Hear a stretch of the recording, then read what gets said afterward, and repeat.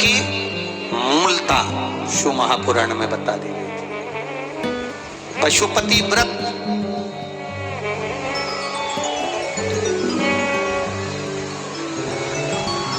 पांच सोमवार का ये व्रत होता है।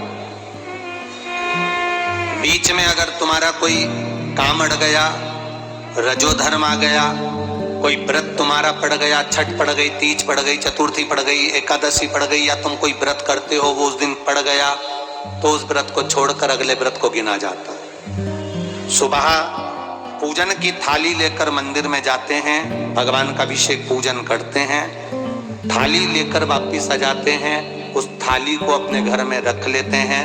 उसी थाली को शाम के समय फिर वापिस मंदिर में लेकर जाते हैं, उसमें 6 दिए रखकर ले जाते हैं घी के। प्रसाद एक कटोरे में जिसमें भी लगकर ले जाना है, 3 हिस्से मंदिर के अंदर उसके करे जाते हैं। दियों को मंदिर में जमीन पर नीचे रखा जाता है, 6 दियों को। प्रसाद के 3 हिस्से कर दिए जाते हैं, शिव जी की पूजन कर दी जाती है। पूजन कर कर प्रसाद के 2 हिस्से मंदिर में रख दिए जाते हैं, जो कागज ले गए 2 नहीं ले गए, पात्र रहेगा उसमें 2 हिस्से वहीं छोड़ दिए जाते हैं।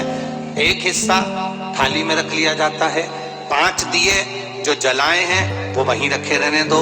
1 दिया जमीन पर से वापिस उठा लो, जिसको जलाया नहीं है उसको थाली में रख लो। शंकर भगवान से प्रार्थना करो, बाबा आज मेरा पहला पशुपति व्रत है, भोलेनाथ आप स्वीकार करो। मेरे मन की कामना ये है बाबा, जिसके कारण मैंने ये व्रत किया है। व्रत का बोलकर, दिया लेकर, प्रसाद का 1 हिस्सा लेकर, थाली लेकर वापिस अपने घर पर आओ। घर के दरवाजे में जब अंदर प्रवेश करो, सीधे हाथ की ओर बाहर घर के बैठ जाओ, घर की ओर मुख करो और सीधे हाथ की ओर बैठकर घर की ओर मुख कर कर वहीं पर 6ठे नंबर का जो दिया लेकर आई हो उसको जला लो। बाबा से आप प्रार्थना कर लो, भोलेनाथ मेरा कार्य ये है, इसको सफल करना। घर में प्रवेश कर जाओ। भोजन करते समय सबसे पहले जो प्रसाद का 1 हिस्सा तुम मंदिर से लाई हो, पहले उसको भोजन के समय पर पहले उसको खाओ, इसके बाद फिर भोजन करो। अपने प्रसाद के हिस्से में से किसी को प्रसाद नहीं देना। प्रसाद भगवान के मंदिर में जब बनाकर लेकर जाओ, कढ़ैया में, भगोनी में उतना ही प्रसाद बनाना जितना प्रसाद मंदिर जाएगा। आप 1 कटोरा भर कर ले गए और थोड़ा सा कढ़ैया में छोड़ दिया तो आपका व्रत सफल नहीं हो पाएगा। प्रसाद उतना ही बनाना, अगर ज्यादा बना है तो ज्यादा ले जाना पड़ेगा, कम बना है कम ले जाना पड़ेगा। प्रसाद कढ़ैया में, पात्र में छूटना नहीं चाहिए। जो शंकर जी के लिए बनाया है तुमने, उतना की उतना पूरा लेकर जाना पड़ेगा। ये नहीं कि मैं बच्चों के लिए थोड़ा बना के छोड़ जाऊं, बच्चों के लिए थोड़ा घर वालों के लिए बनाकर छोड़ जाऊं ना, जितना बनाए सारा लेकर जाना। इसलिए उतना बनाओ जितना तुम्हें मंदिर में ले जाना। पात्र खाली होना चाहिए, तब उसको लेकर जाओ।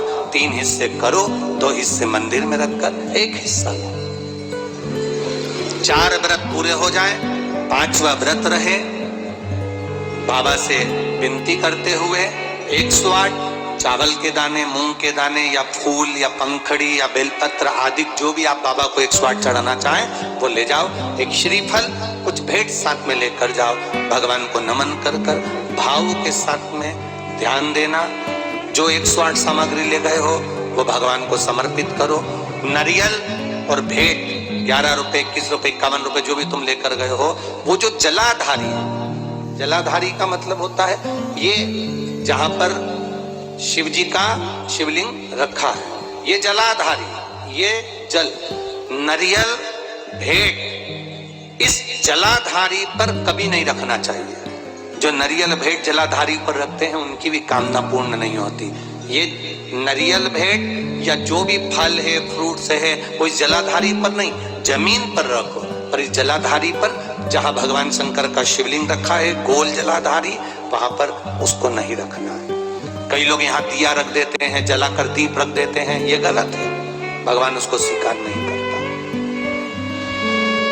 छठा 5वां व्रत भी ऐसे ही करो और बाबा से विनय करो, पशुपति नाथ से विनती करो।